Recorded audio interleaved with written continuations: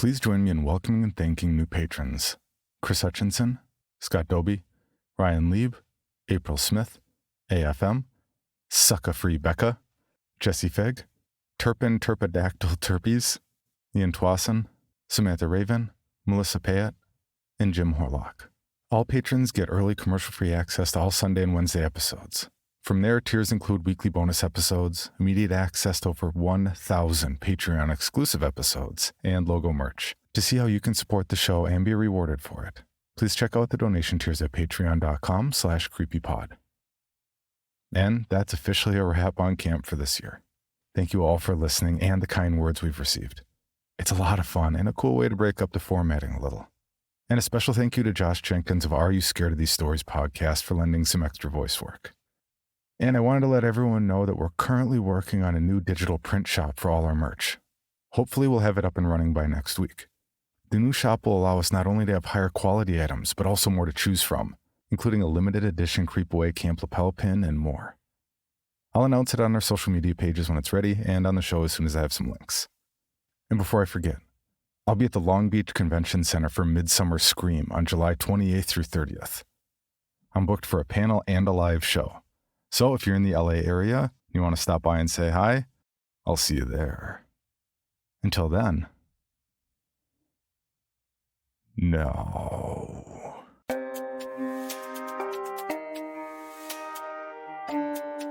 This is Creepy, a podcast dedicated to sharing the most famous, chilling, and disturbing creepypastas and urban legends in the world.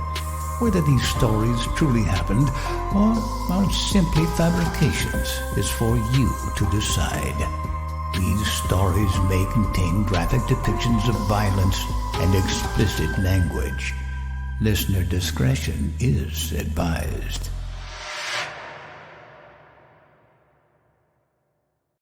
Creepy presents Apartment Maintenance. Written by no one of consequence. I've been out of the Army for a few years, and I'm struggling to get steady work. It doesn't matter that I was honorably discharged. Being kicked out because of a personality disorder tends to close a lot of doors. Never mind that it was a bullshit excuse to kick me out. According to command, I wasn't being a good little soldier. It was my first time in a combat zone, and I was having some issues. I thought that was normal. Nobody cared enough to try finding the root cause of what was making things difficult for me. All they wanted was their problem child gone. So they chalked it up to a personality disorder I didn't really have. They conveniently ignored my sleep issues, what I assumed at the time was insomnia. As soon as I got out, I went to the VA about it. They issued me a sleep study, diagnosed me with sleep apnea, and then denied any and all claims I made for disability. It was obvious they didn't give a shit about me or veterans like me, so to hell with them. Life's too short to deal with that kind of crap. I hope they all drown in paperwork. Every business within 5 square miles of my family home has a copy of my resume or a filled-out application. In the meantime, I've been doing odd jobs for family and friends for money. Mowing lawns, minor household repairs, some building projects. I barely make enough to make my car and phone payments. But I'm lucky that my parents aren't charging me for rent, utilities, or groceries. I feel like a pathetic piece of crap for having to rely on them this heavily. But my savings have dried up. The only good thing about getting deployed to a combat zone was the amount of money I was able to put into savings. You don't get paid a lot as a private first class, even with combat pay tacked onto the base salary. However, all meals and drinks were provided for me while there, so there wasn't a lot to spend my money on. On top of that, there aren't a lot in the way of ATMs, and you shouldn't trust anyone to run your credit card. For most of us, there was only one way to get cash. Every major forward operating base had a financial center, and once a month we were allowed to pull $200 from our pay. The rest of the money sat in my bank account. Since I had no bills to pay and no one else had access to my account, I built up my savings. And that's been my only saving grace. While I was over there, I spent most of that $200 on cigarettes. We had 2 locally owned shops on the base, and a carton of smokes was only $10. Between that and bootleg DVDs at the weekly bazaar that came out to us, that's how I spent my money. Seemed like a waste. I had to trash those discs before coming back. On the upside, they only cost me $1 a piece. A friend of the family pulled a few strings at her job and got me something to tide me over until I can get something more substantial. It's far from the greatest, but I'm sure as hell not going to look a gift horse in the mouth. The Eldritch Apartment Group, or EAP, is a company that manages apartment complexes all over the city. I'm told they aren't limited to this city. That doesn't concern me right now. What does is the slightly higher than minimum wage pay and the sit down with my new supervisor at the park on Belleville, or the POB. Carlos has been at the job for a long time, and he's not much for grandstanding. The complex we work is as ghetto as it gets without actually being in the ghetto. Truthfully, I think the ghetto has better places than this dump. The cops come out here every other week, and usually to haul someone away in cuffs. Calling the POB a shithole would be giving it a compliment. The general rule for complexes is 1 maintenance worker for every 100 units. The POB has about 200 units, and now counting me, 5 maintenance workers. My understanding is this place is so decrepit that it requires extra workers just to handle the amount of crap that needs to be done. Work orders for repairs reach into the 40s on a daily basis. There's a lot more to this job than I thought there'd be. It's not just unclogging toilets, replacing light bulbs, and fixing AC units. Every morning we spend an hour walking around with a 5-gallon bucket and grabber to pick up litter. The residents know how horrible this place is and have no problems tossing cans, wrappers, and cigarette butts on the ground. If I didn't know any better, I'd swear I was back in a third world country. It's a lot of work, but I'm learning how to do a lot of useful things. Now I can even do more minor repair projects for friends and family. What's better, I won't be winging it anymore. I'll actually know what the hell I'm doing for a change. I get a great sense of pride from that. Not only are they getting quality work, but I'm saving them money because I charge less than half what it would cost to hire a professional. I've never been able to charge family full price. It seems disrespectful, even with my financial situation. I've always avoided 2 kinds of repair work, electrical and plumbing. Those are 2 fields I'm very uncomfortable with, and for good reason. Messing with electricity when you don't know what you're doing can result in injury for not only me, but the residents. It could cause a fire, pop the circuits, blow the main breaker, and short out appliances. One of the biggest issues we deal with is water damage, and it almost always has to do with bad or damaged plumbing. I know nothing about replacing, sealing, or repairing pipes and water lines. One wrong move, you can spill water all over the place. It takes forever to clean it dry out. On top of that, if you don't do a good enough job, mildew and mold could set in. That brings out a much bigger nightmare, and I don't want to be responsible for that. I've been here for a week now, and the guys have told me a lot of stories that make me want to set fire to the entire property. Some of the residents are notorious for one thing or another, and I've been given a heads up about the worst of the bunch. In 409 is a rather obese 40-year-old woman that dresses like she's a petite 15-year-old. No male is allowed to go into her apartment alone because she'll always try to seduce whoever comes in to do a repair. And she's not known to take no for an answer.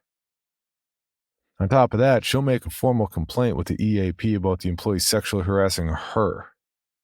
513, 802, 919, and 1201 will always smell like weed, and far from the good stuff, too.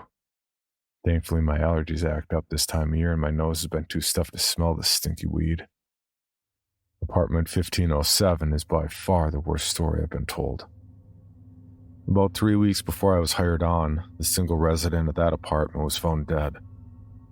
He drilled a hole in the wall above the bathroom door frame, slipped a rope through it, and hung himself. The truly nasty part of the story was how the man was found. The apartment manager had been receiving complaints from Building 15 regarding a bad smell. She went back there with Carlos, unlocked the door. They both jumped back with screams. Something small and dark darted out of the door, running right past them for the grassy area behind the building. The resident of 1507 had a small white dog, and Carlos knew this, but the thing that ran out of the apartment hadn't been white. That's when the odor hit his nose. Carlos grew up in the heart of the ghetto, and he was familiar with the stench of a decomposing body. They went into the apartment with covered noses and found what was left of the old man in a literal puddle on the floor. He'd been hanging for so long that his head detached from his body. The poor dog ate parts of his owner to survive. There were a total of 8 apartments in Building 15. 4 were still occupied when they discovered the dead guy. They've all moved to other apartments since then. Being the curious person I am, I asked why the resident killed himself. No one knew for sure, but the gossip was that there were allegations of pedophilia at his church. Supposedly, it led to his wife leaving him a year ago, and that's when he moved into the POB. Cops paid him many visits during his residency, but no arrests were ever made. 1507 had been untouched by the staff since the day he was found, but the authorities have been in and out of there. They've done everything they need to. Professional cleaning crew has taken care of all the decomp. Now it's our turn. No one wants the contents of the apartment, and it's up to the maintenance crew to throw everything out in order to prep it for a new resident. Thankfully, there are more than a dozen vacancies, so no one's going to move in anytime soon. The crew's even started referring to it as Dead Guy's apartment. Of course, as the new guy, I'm elected to clean out the apartment by myself. No one else wants to do it, and they're needed elsewhere. On the upside, I can take my sweet time with the cleanup. That means lots of smoke breaks and listening to music as loud as I want. They wanted to give me the shit job, so I'd do a shitty job. In this hellhole, who's going to care? Carlos told me that if I found something in the apartment I wanted, it was okay to keep it. A couple of guys on the crew had already been through there and kept some stuff. So much for none of the staff having been in there. The complex rented a large dumpster just for this apartment, and I was going to need it. I have never seen so much crap in one place before. But at least it doesn't stink like liquid dead guy. I can't imagine how horrible that stench was. And I can live my life happily without knowing. That doesn't mean the place doesn't stink, but it's more tolerable than liquid creep. I smoke inside the apartment just to give my nose something pleasant to enjoy. I know the decomp smell is gone, but every once in a while my imagination flares up and I swear I smell it. There's lots of paper strewn about mixed in with all kinds of crap. I keep my eye out for any money, but only coins pop up. I'm not afraid to pick up every penny I found. I've got one of those 5-gallon water jugs at home, and every coin I find here ends up in it. It's surprising to see how much an inch of coins can add up to. Don't judge me. I'm broke. After filling up a garbage bag, I lean against the wall and light up a smoke. As I jam out to some 5-finger death punch, I survey the living room. This is day 2, and I'm nowhere near done with this room. I still have the kitchen, bedroom, closet, and bathroom to get to. There's about a foot-deep pile of random crap on the floor of every room, and I'm not even halfway through this one. Going over the poor life choices that have led me to being here. A cold chill slithers up my spine. It's so sudden and unexpected that I drop my cigarette. Fear ramps up for no apparent reason and my eyes go wide. There's something in this room other than me that's creeping me the hell out. I slowly turn around to face the open bedroom door, expecting to see a spectral form in the doorway, but all I see is darkness. It's a bright, sunny day outside, but that room is shrouded in shadows. I didn't pay much attention to it before, and I can't remember if the door had even been open. The smell of burning paper jolts me out of my creeped out state. My fallen cigarette is burning some of the trash, and I quickly stomp it out. As soon as I'm sure it's out and won't burn the damn apartment down, I grab one of the full trash bags and take it outside. I toss it into the large dumpster and light up another smoke. Yeah, I smoke too much. But that really freaked me out in there. The last time I felt anything like that was when I was a kid and a bunch of us were playing tag in a cemetery at night. I hadn't seen anything spooky that night either, but I couldn't shake the feeling that someone was there, watching me. That feeling stayed with me until we jumped back over the stone wall and headed home. I tell myself that it was nothing. My imagination was getting the better of me, like it usually does. The only reason the guys told me what happened to the former resident was to freak me out. I never went in for the whole ghosts and haunting stuff. I was a realist, not someone that got caught up in superstitions and hocus pocus. A voice calls out from inside the apartment, and my eyes grow wide again. There was no one else in the apartment. Not a seem if someone went in there in the last few minutes. I hear the voice again, and this time, I clearly hear it calling my name. Slowly approaching the open door, I look inside and jump when a voice calls for me again, much clearer this time.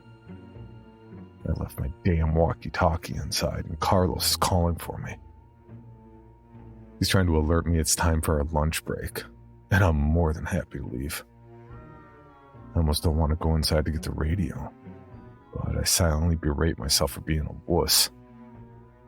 Going in, I grab up the radio, acknowledge Carlos's transmission, then look to the open bedroom door. Instead of seeing the room beyond shrouded in darkness because the shades are drawn, I see a solid white door that's firmly closed. Before I give my mind a chance to fill with impossible explanations, I beat feet out of there, locking the door before going to the shop. We get half an hour for lunch, and I don't have to clock out, but we do have to put our radios on to charge during that time. There's a gas station hot dog with my name on it, and I need another pack of smokes. Something tells me I'm going to need it the way my day is going. While I'm at it, I buy a $5 scratch-off ticket and some quick picks for the Powerball. I probably shouldn't waste my money on crap like that, but the dream of every poor person is to have more than enough money to take care of themselves. I'd do a lot to get me out of this crap situation I'm in. I've even gone so far as to do the math. All I need is $7.3 million to live out the rest of my life. That averages out to $500 a day for the next 40 years. Well, the way I spend money, I could probably get away with $250 a day, but it gives me plenty of wiggle room. If I ever do win the lottery, I don't want to be one of those pathetic losers that's broke within a year or two. Seriously, how the hell do people do that? Does the lottery winnings come with stupid pills? I inhale my hot dog and wash it down with a highly caffeinated zero-sugar soda while sitting in my car. Parked under a tree in the employee section of the parking lot, I enjoy a chance to recline back, relax, and have a few smokes. I've been a smoker for years, and I still can't say what's so satisfying about having a smoke after eating, but I do enjoy it. I may be a bit of a chain smoker, but with a life as miserable as mine is, vices are the only thing keeping me somewhat sane. I take the time to scratch the $5 scratcher with a quarter I found in the dead guy's apartment. With 10 chances to win, I've lost all hope after the 9th number doesn't match. Scratching off the final chance, I don't see a number, but one of those odd symbols that indicate an automatic winner. Winning on the last chance almost never happens. I quickly scratch under the symbol to see how much I won. The prize is $2. But that doesn't make any sense. The smallest prize any scratch-off ticket can dish out is the price of the ticket itself. Looking at the rules on the back, I see the symbol is a times 10 winner. I just turned $5 into 20, which means I can actually buy a round tonight when I meet up with friends at the bar. It sucks when you can't contribute and friends take pity on you. I'll never turn down a free beer, but it still sucks. Getting back to 1507, I go to put the key in the door, but it swings open at my touch. I know I closed and locked this door. And I've got the only key there is. I nudge the door completely open with my foot and look around. The inside is as I left it, which isn't saying much. As far as I can tell, the only thing different is the roaches that scurry across a small space of visible floor I made earlier. They hadn't been so noticeable with every square inch of floor covered by crap. Just seeing them makes my skin crawl. Before putting on my rubber gloves and resuming my trash pickup, I go to the bedroom door. As with the front door before I started this morning, the only clear space of floor in the bedroom is behind the door. Ignoring the nervousness I can't shake, I push the door open. It's harder than the last time I came in here. Some of the debris must have fallen in the door's path. Shoving hard, I finally open the door enough to get through. The room's dark, but not nearly as dark as I'd seen earlier. I don't waste any time in going straight for the window and pulling back the curtains. Bright sunlight floods the room, and I feel instantly better. Looking over the mess, I feel it's even worse in the front room. But that could be because there's more furniture in here. Something near the ceiling catches my eye, and I can't help the audible gulp. They told me the guy hung himself, but seeing the hole above the door sinks home the truth of it. I've seen more than my share of death, but that was combat, and it hits a lot different here. I spend the rest of the day in the living room, fill another 10 bags of trash, found a pocket full of change, and made a clear path from the front door to the kitchen. It'll be a few more days before I get around to tackling that small room. With all the garbage bags in the dumpster and the clock reading 4:50, it's time to lock up and head to the shop. As I grab the front door handle, I randomly look behind the door. I don't know why I bother to look. I just do. There's something back there I never noticed before. I honestly don't know how anyone missed this. Hanging on a hook on the back of the door is a jacket. Typically, when we're working in an unoccupied apartment, we keep the front door open. Management doesn't want us running AC in empty apartments, and since it's relatively cool, the open doors help against uncomfortable warmth. Tentatively, I grab the jacket off the hook and bring it out to the light. It's an old leather jacket, well worn in and in decent shape. It's faded in certain spots, but doesn't look trashy. The inside's soft and comfortable, the best flannel shirt I've ever had. Giving it a few hard shakes, I try to dislodge any bugs that may be inside. When none come out, I turn it inside out to make sure. There's nothing that I can see, so I decide to try it on. Oddly enough, it fits perfectly. As I test out my ability to bend and flex my arms, I do what any person does when they try on a new jacket. I put my hands in the pockets. I come into contact with something in the pockets and immediately take my hands out. I hadn't expected there to be anything in them, and feeling something startled me. Trying not to be such a wuss, I put my hand back in the pocket and feel some kind of paper inside. Figuring it's more flyers or losing lottery tickets, I take out the contents to throw on the floor. What I pull out is made from more than just paper. And it's green. Cash, folded up and slightly crumpled. I unfold the bills to see singles, fives, tens, and even a few 20s. Reaching into the inside pocket, I find even more bills. There's $83 in the jacket. And for the first time, I'm glad I got stuck with the dead guy's apartment by myself. If the others found out I found money, they'd be pissed. I'd feel bad about it, but it wouldn't stop me from putting the money in my pocket.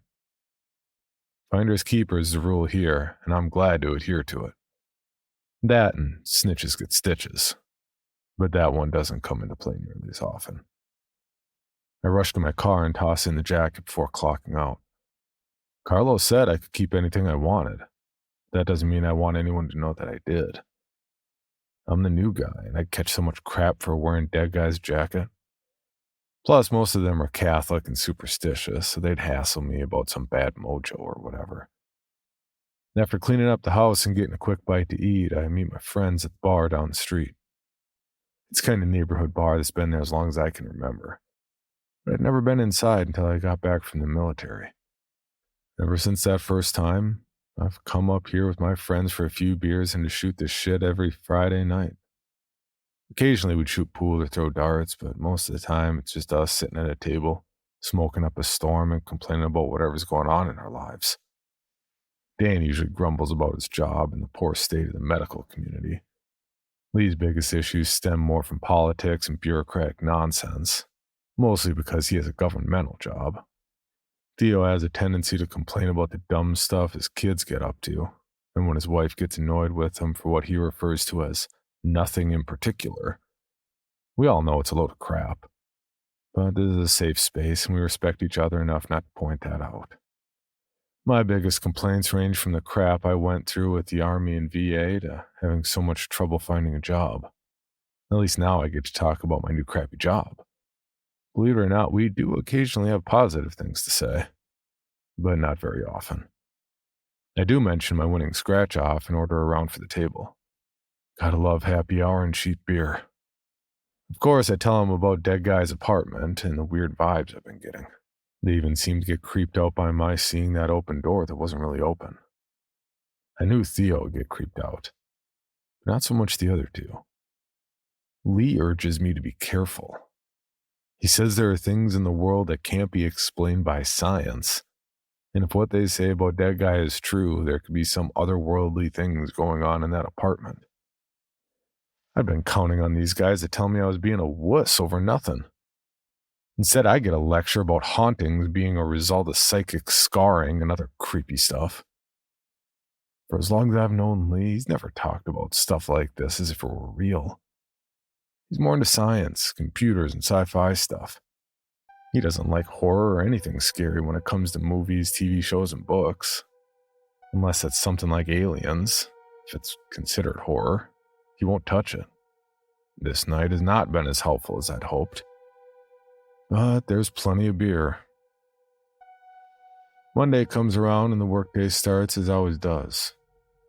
As a group, we drag our feet while patrolling for litter. None of us are overly enthusiastic about it. Big surprise there.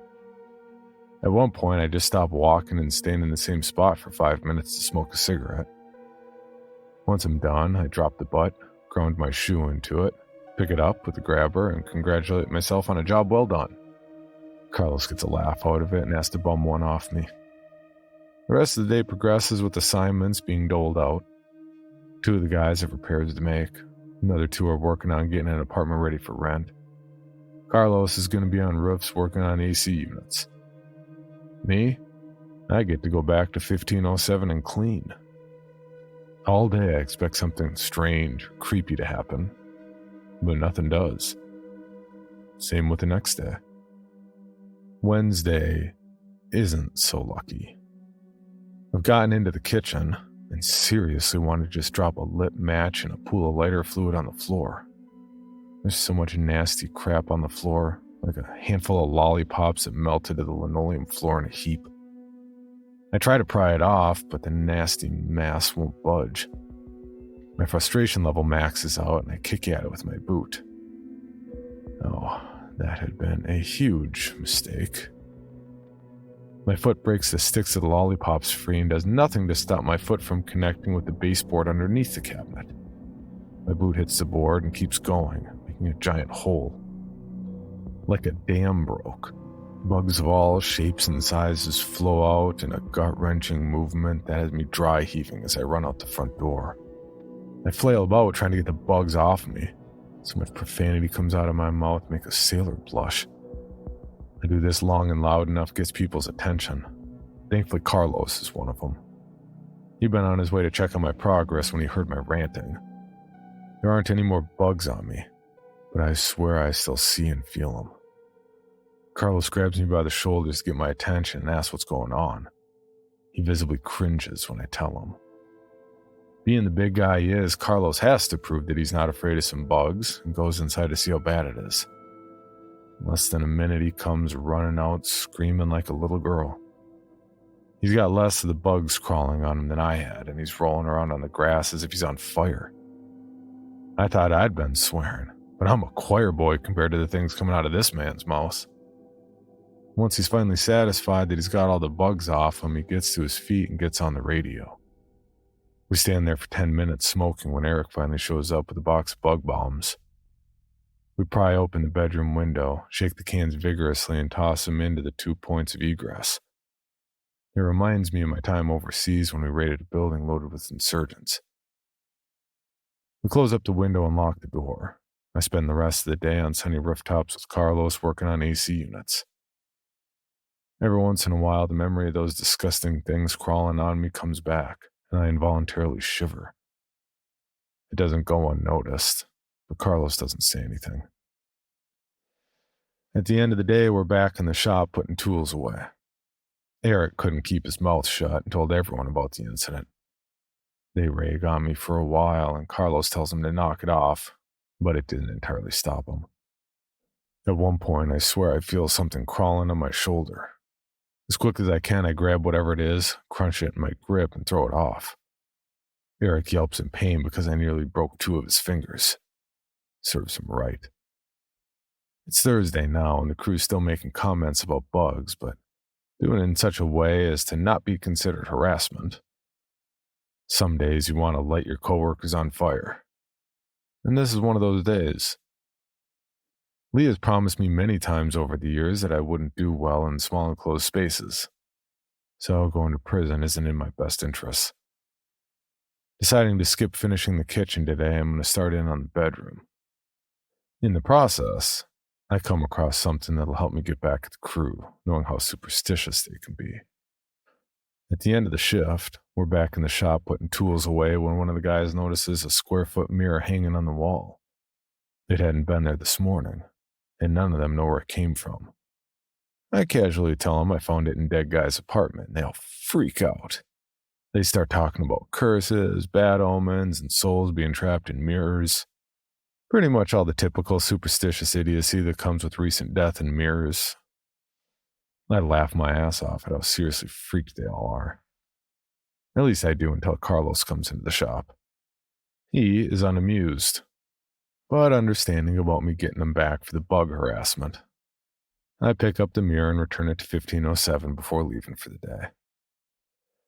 Opening the front door, I walk through the open bedroom door and place the mirror back on the wall where I found it. I don't know why I bothered to put it back. The stupid thing is just going to end up in the dumpster anyway. My mind must have been on autopilot. But I step away from it and see a shadow behind me in the reflection. I whirl around, but all I see is the blank white wall. My imagination's getting the better of me again. Or that's what I'm telling myself. The front door slams shut and I jump at how loud and unexpected it is. Did the guys follow me back here to screw with me more? I figured they'd lay off after their reaction to the mirror, but I guess I was wrong. There's very little light in the apartment, but enough for me to see there's no one in here. I planned on being quick in and out, so I hadn't bothered to turn the lights on. Reaching for the doorknob, I hear someone call my name from the bedroom. Did I leave my radio in there and Carlos is calling for me again? I swear I'd lose my head if it wasn't attached. Reluctantly, I start going back to the bedroom, and the voice calls out to me again. I freeze in the middle of the room. There's an obvious difference between a voice on a walkie-talkie and one coming from a person's mouth. This doesn't sound like it's coming from my radio, and I'm pretty damn sure I put it on the charger before coming back this way. Rushing back to the door, I pull on the knob, but the door isn't opening. The lock isn't engaged and nothing's blocking it on this side. The skin at the back of my neck begins to crawl as I feel a presence behind me. I was hoping someone's out there holding the door closed, but I'm beginning to suspect I pissed off Dead Guy's ghost. I once read that ghosts gain more power the more attention you give them. This thing's holding the door closed, and I don't want it to gain more power. Refusing to turn around and look at whatever's behind me, I keep pulling on the doorknob. It gives a little and the door opens a crack, but I lose my grip and it slams closed again. Panic's gripping me as I feel whatever's in the room getting closer. In desperation, I plant a foot on the wall next to the door, hold the knob with both hands, and pull as hard as I can. Brilliant light fills the room as I finally get the damn door open. I pull with such force that I fall backward, landing hard on the ground. That horrible presence I felt is gone, but only for now. I don't bother locking the door as I leave. If I wasn't so desperate for money, I'd quit this lousy job and let someone else deal with whatever the hell that was. I can no longer claim it's just my imagination getting the better of me. Maybe Carlos knows a priest I can consult with. Reluctantly, I show up for work on Friday. During the litter patrol, I ask Carlos if he can spare one of the guys to help me with 1507. Unfortunately, there's a large workload for repairs in active apartments, and he can't spare anyone. I want to tell him what happened yesterday, but I don't want to sound crazy. Anytime a veteran starts talking about anything that could be considered remotely disturbed or delusional, people start claiming it's PTSD. I really hate it when people assume I have that when I don't. There are plenty of vets out there that suffer from it, but I'm not one of them. I like to consider myself a level-headed, moderately intelligent person. More than anything, I want to believe my imagination's screwing with me in 1507. But I can't shake the uneasy feeling in my stomach. After what happened yesterday, I need to be smarter when I'm in there. That entity, or whatever, disappeared when the sunlight filled the room. So, I just have to make sure there's always light. First thing I do when I get to the apartment is wedge a bag of garbage between the front door and the door jamb. Instead of letting this easily defeated attempt to keep the door open be my only action, I remove the pins and the hinges. Placing the door against the wall outside the apartment ensures the thing can't keep me from getting out. I do the same thing with the bedroom door as well, and lean it on the opposite wall. Today I drag the couch out of the apartment and over at the dumpster. One of the things we do around here is break down furniture before throwing it into the dumpsters. It saves on space and helps prevent the trash from overflowing. I like to break things down with a sledgehammer for a couple of reasons. It's a great way to work out some aggression, and it lets you find money that managed to fall in the cracks. I don't always find cash, but every once in a while I come across a bill or two. The most I found in a couch was a 10, but it's money I didn't have, so I was happy. It's the little things in life, isn't it? I start off with cutting away the fabric, and as I tear it away, something metallic skids across the asphalt. It's a key, but smaller than the average key. Not like those tiny ones they have for TSA-approved locks, more like the key for a fire-resistant lockbox. As far as I've seen, there isn't anything like that in the apartment, and even if there had been, I'm sure someone already took it. Although, no one seemed to notice this nice leather jacket I'm wearing when it was hanging on the door. My curiosity gets the better of me, and I go back inside. Half the bedroom is littered with religious flyers and saints' cards, but nothing a lockbox could hide under. I debate whether to look in the kitchen cabinets or not when something catches my eye. The air vent above the bed. It's a good thing I trashed the couch first, because it was a toss-up between the couch and the bed.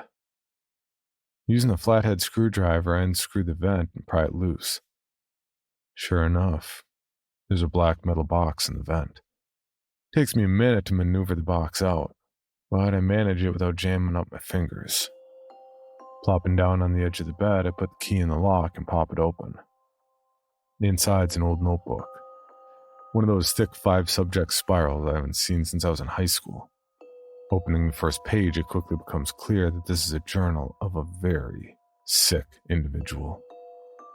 I can't stop reading, and the more I do, the more nauseous I get. Allegations of pedophilia weren't far off, but from what I read, he didn't actually act on the desires he had. I light up a cigarette to calm my nerves. This guy would target a teenage girl, follow her around, learn her schedule, and work up a bio. He kept meticulous notes and records, going so far as to somehow knowing when his target was on her period. He'd stalk a target for 4 months before moving on to the next one. There are several pictures in the spiral, all surveillance-style photos. I'd seen similar pictures when I was overseas and we got target packages for missions. That guy even went so far as to plan out when, where, and how he'd abduct his targets. He somehow managed to keep himself from ever actually doing it. I skip over the entries about what he'd like to do to them. My stomach isn't strong enough for that. I'm so glad this sick bastard killed himself. If I'd known about this when he was still alive, I'd have killed him on principle alone and slept well afterwards. I skip over the majority of the middle and get to the final pages. Towards the end, his urges were getting so strong he couldn't hide them from his wife, especially when their daughter turned 15. Apparently, his urges didn't mind a little incest, and I close the journal, unable to read any more of this filth.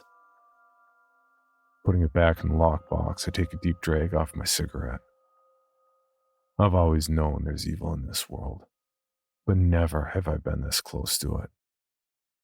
No wonder there's a malicious presence in this apartment. I breathe out, letting the smoke escape my lips. It catches something in the air in front of me, forming a shape. I jump back with a shriek when I see a face in the smoke grinning at me. The bathroom door slams shut, and the bedroom door that I removed gets slammed against the doorway. Guess I should have taken it outside with the other one. Picking up the lockbox, I hurl it at the window, praying all the horror movies I've seen are wrong. Instead of bouncing off the window that's somehow become unbreakable, the metal box smashes through the glass. Glancing back, I see more to the ghost than just a face now. My dropped cigarette is burning the trash it landed on, filling the room with smoke. I launch myself out the window, just missing the lockbox and my landing. The ghost screams out at me as the entire apartment is engulfed in flames. Thankfully, the other residents of Building 15 relocated before I got here. I may lose my job because of this, but I've got one hell of a story for the bar tonight. I'd say it's fair trade.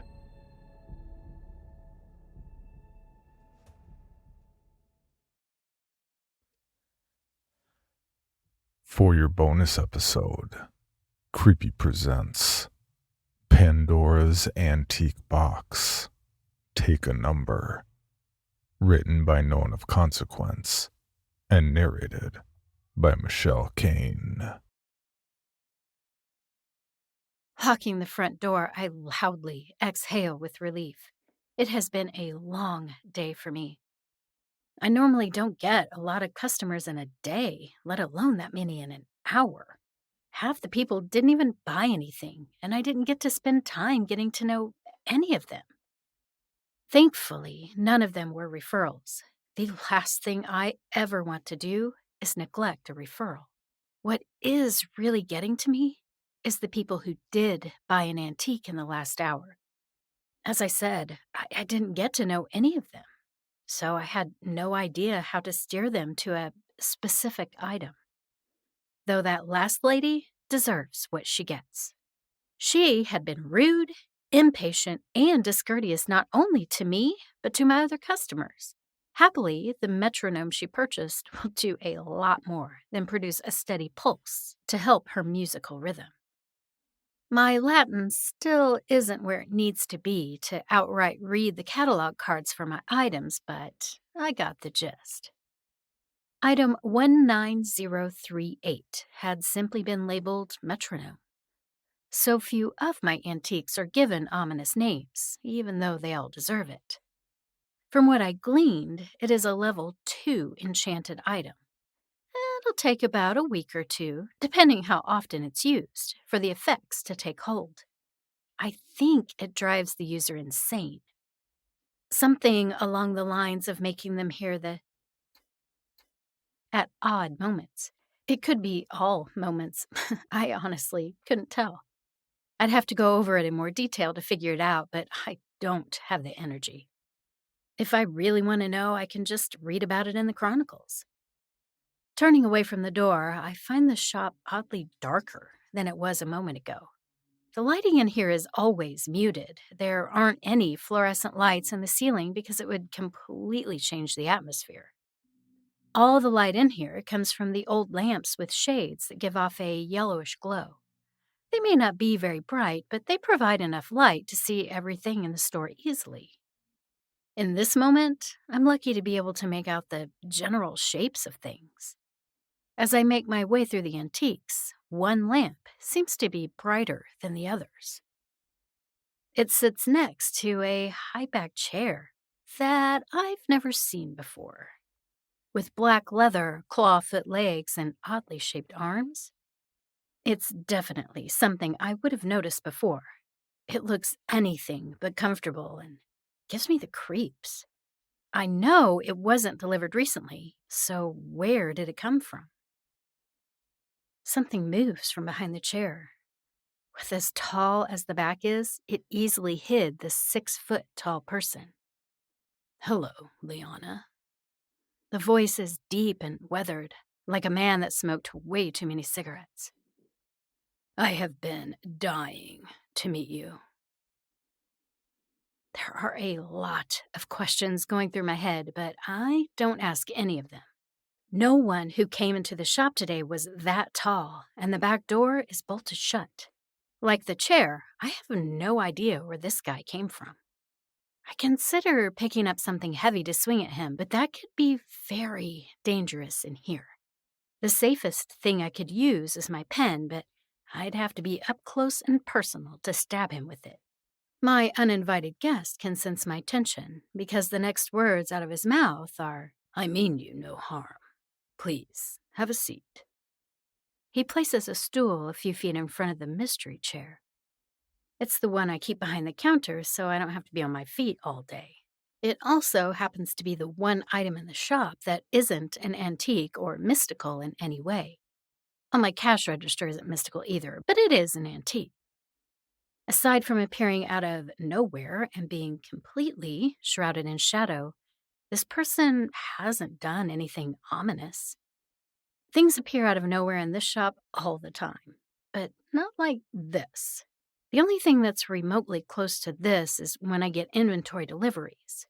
I've owned this shop about a year, and I still have never seen who delivers my inventory. There's just a knock at the back door, and a crate is sitting there by the time I open the door. I decide to sit down, but I ask if whoever I'm speaking to could introduce himself and come into the light. I like to know and see who I'm talking to, especially in these unusual circumstances. Not that I've had a lot of circumstances like this. "Forgive my rudeness. My name is Abaddon, and I was an associate of your grandfather." He steps into the light, and I get my first clear look at him. The black suit is impeccable, with a shirt and tie to match. What skin I see is an odd burnt orange, but not like the color you get out of a box of crayons. This is more like the skin of an orange that was dangled a little too close to a fire. There even appear to be scorch marks. He doesn't wear shoes because his feet wouldn't fit into them, not with as thin and long as they are, not to mention the insane nails on them, slightly curved and pointy. His hands share a striking resemblance to the feet. After I came to terms and accepted the truth about Pandora's, I figured this day would eventually come. This can be no other than the devil Grandpa Lucas made his deal with. He described him as devilishly handsome, and I truly get the joke now. Aside from his coloring and the horns poking through his fire yellow hair, I can see a moderately handsome face. Instead of running for the hills like any rational person would do, I sit on the stool as he takes up residence in the chair he obviously brought with him. Out of all the demons in all the world, this one is the last that would want to do me harm. As long as I keep selling my cursed antiques, Abaddon's arrangement with Grandpa Lucas is intact. "First off, I would like to commend you on a job well done. You acclimated to these unique circumstances rather well for someone of your generation." I take it as the compliment it's meant to be, which only proves what he said. Someone else my age would probably get offended. As I see it, there are way too many snowflakes out there, and I like them about as much as Gen X does. "I would also like to congratulate you on your new business model. Selling to victims for the purpose of revenge is quite inspired. You've become a bit of a hero to my faction. I don't know what that means, and I make the mistake of saying so. Abaddon is candid with me and explains that he runs the section of hell where people who die by using cursed objects are sent. It used to be that a lot of those people weren't all that bad and hardly deserved being tortured for eternity. Thanks to me, those who really do deserve it are receiving their just desserts, and it makes his demons happy. Take Chef Maurice, for instance. In life, he had drugged and raped a number of barely legal women in his employ. His reward for such treatment was a sandwich press that ultimately got him cannibalized by his staff. Now he resides in hell, where he gets red-hot pokers shoved into his spine to paralyze him. Not to the point where he can't feel anything. He's simply immobilized. From there, he is continuously sodomized with a wide variety of things that I'd rather not know about. After several hours of this, he is flayed alive and forced to eat his own skin after it's been cooked over an open flame. The surprising, not to mention disturbing, part of that is even after the skin is removed, Maurice still feels everything that happens to it. I can't even imagine that. Not only watching, but feeling strips of your own flesh sizzling over an open fire. Then having it shoved into your mouth, forced to chew, swallow, and digest it, all the while feeling what's happening. Truly mind-boggling, but deserving for that loathsome piece of shit. After that lengthy, disturbing explanation, Abaddon continues. I understand that you've been morally struggling with your work. Not all cases are as clear-cut as Chef Maurice. There have been times where the customer is one you believe is deserving of the old business model over your new one. Well, I've brought you something to help with this trouble. The light next to Abaddon gets brighter and illuminates something that hadn't been there a moment ago. Or at least I hadn't noticed. At this point, I'd believe either, but it doesn't really matter. It's one of those take-a-number ticket dispensers on a stand. Today is probably the only day I would have needed it. I don't exactly get a lot of customers in at the same time. Of course, as it is with everything in this place, there's more to it than meets the eye. Abaddon hands me a small royal purple book. It's just like the tomes in the Chronicles and my inventory list, but about half the size. Once someone takes a number, the first available page in the small tome will fill up with information. Name, age, profession, and something called alignment will be at the top.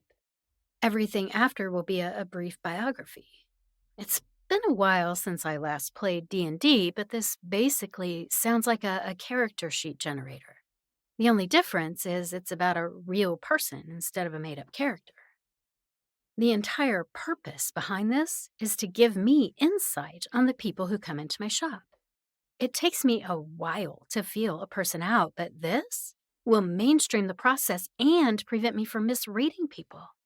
No longer will I have to wonder if I just helped a good person in a bad situation or screwed over an innocent. Well, that, and it'll help me provide more fitting items. Oh, I can't wait for the next douchebag to walk through my door. I've got some choice nasties I've kept locked up in the display cases. I'm talking level 4 or 5 items that I can't leave lying around in fear of some unsuspecting customer picking them up and activating them. Think of them as live hand grenades, but they'll do much worse than explode. Hello, Liana. I hope this eases your mind, Liana. I'd hate for you to lose any more sleep. I know your first sale weighs heavy on you still. Leonardo had been a douchey hipster who impatiently coerced me into selling him a typewriter. He ultimately ended up in a hell dimension of his own creation and, according to the Chronicles, is still being tortured. That's not what bothers me about selling him the typewriter. The thing that has weighed on me is that I sold a cursed antique without knowing what I was doing.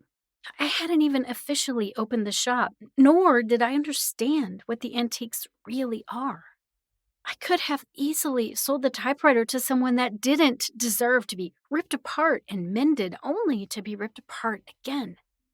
That uncertainty is what makes me so cautious and makes me take an hour or so to get to know a customer. Now, don't get me wrong, I'm not going to stop getting to know my customers. I will continue to talk with them, get them to open up to me, and eventually trust me. Having a character sheet will only help the process along. This is probably going to be my second favorite item in the shop, just behind the shopkeeper's pen. I thank Abaddon, and he departs without using a door. He said his goodbyes, shook my hand, and all the lights came back up. As I blinked against the sudden brightness, he simply wasn't there anymore. The next day, I open the shop and move the number dispenser next to the door. While I wait for someone to come in, I sit behind the counter and go over my financials. My laptop looks out of place on the counter, but I've long since stopped worrying about that. I have my pocket ledger open and work to compare my handwritten entries to the online statements. Being this responsible makes me feel like a real adult, and in a good way.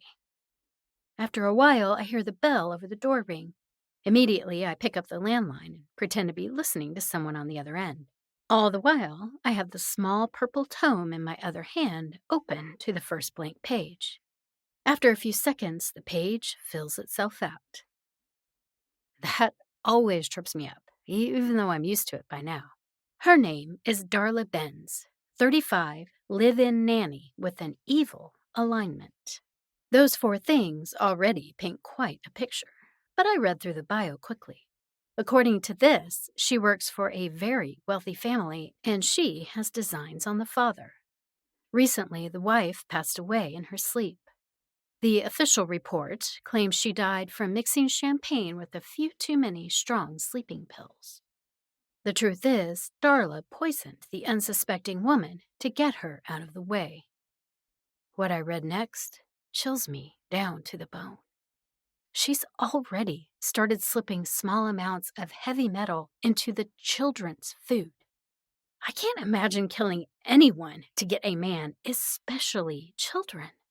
A tall blonde in designer jeans and a tight sweater clicks her heels on the floor as she strolls up to the counter. I mumble a few things into the phone, making it sound like I'm talking to a customer about a special order.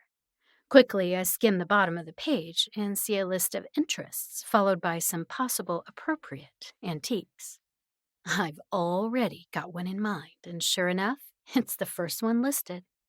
I end my phone call and ask how I can help her. I would have detested this bitch even if I hadn't read her bio. She's one of those self-entitled cunts that loves to look down on everyone. And it has nothing to do with her being a foot taller than me in those heels. Of course, she's looking for something for herself. A selfish bitch like this wouldn't be shopping for anyone but herself. How the hell did she get a job as a nanny? Darla has a fondness for creamy jade and small animal statues. I direct her to a bookcase full of small statues, and she immediately zeroes in on the jade tiger. I hate this woman so much. I'd spend an entire dinner with Abaddon while he tells me about his work, then listen to Darla talk. Looking up item 19302, I see the suggested price is $500. So I tell her the price is $1,500. After 5 minutes, we settle on $1,200, and she smirks at talking me down. Oh, I am going to enjoy reading about what happens to her tonight in the Chronicles. In the meantime, I grab the card from the catalog and read over the description. The Jade Tiger is one of the fastest working antiques in the shop. Most things take at least a couple days for people to start feeling something, but not this one. It's also a lot more straightforward than most items and affects exactly one person. the one who identifies as owning it. Once Darla falls asleep, the tiger will wake up and grow to full size. The description is unclear as to the tiger's appearance, so I have no idea if it will look like a real tiger or still be Jade. It will then proceed to grab Darla by the back of her neck with its teeth and drag her away. No matter how loud she screams or how close anyone is, no one will hear or see her or the tiger. It's also unclear how the tiger gets her out of the house, but it will. Once outside, Darla will be carried to an isolated place and slowly eaten. Oddly, this part is very descriptive. The tiger will start with her feet, ripping off her flesh and muscles until it gets to the bone. Then it moves higher. Darla will be able to feel it all, even try to fight against the enormous cat, but nothing she does will stop it. The tiger will eat every morsel all the way to her head. After stripping her scalp, those powerful jaws will crack open her skull and scoop out the brains with its tongue. Darla will feel all of it, right down to being digested, broken down with stomach acid, and being shit out. I hadn't even seen that part coming. It reminds me of what Abaddon said was happening to Chef Maurice. I thought that would be the end of it, but it's not. As the tiger digests, it will gnaw on Darla's bones and break a few to suck out the marrow.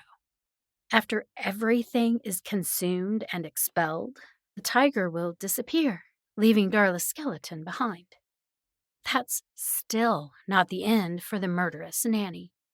She will still feel everything that happens to her bones, and eventually her spirit will be driven insane. Once she gets to the point of becoming a poltergeist, she'll be sent down to Abaddon. I'd say that was a good sale.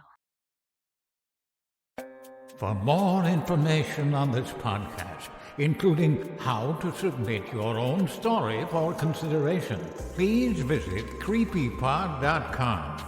You can also follow us at CreepyPod on social media and YouTube. All stories told on this podcast are done so through Creative Commons Share-alike licensing or with written consent from the authors. No portion of this podcast may be rebroadcast or otherwise distributed without the express written consent of the Creepy Podcast production team and the story's author.